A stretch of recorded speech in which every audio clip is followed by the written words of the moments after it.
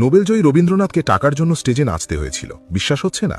সাল 1936। রবীন্দ্রনাথ তখন 75 বছরের বৃদ্ধ, শরীর ভেঙে পড়েছে, কিন্তু তার স্বপ্নের বিশ্বভারতী ঋণের দায়ে ডুবে যাচ্ছে।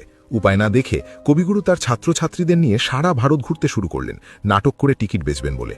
ভাবুন একবার, বিশ্বকবির এই অসহায় অবস্থা।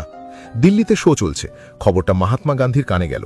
তিনি শিউরে উঠলেন, ভাবলেন ভারতের শ্রেষ্ঠ কবি যদি টাকার জন্য রাস্তায় নামেন তবে সেটা পুরো ভারতের লজ্জা। তিনি তখনই ছুটে গেলেন কবির কাছে, সোজা বললেন, গুরুদেব, আপনি থামুন, এই বয়সে আপনাকে আর ভিক্ষে করতে হবে না। গান্ধীজি তখনই এক ভক্তের কাছ থেকে 60,000 টাকার, তখনকার দিনে বিশাল অঙ্ক, চেক এনে রবীন্দ্রনাথের হাতে দিলেন।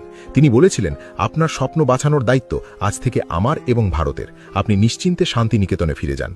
মৃত্যুর আগে রবীন্দ্রনাথ গান্ধীজিকে লিখেছিলেন, আমার জীবনের শ্রেষ্ঠ সম্পদ বিশ্বভারতী আপনার হাতে সঁপে দিয়ে গেলাম।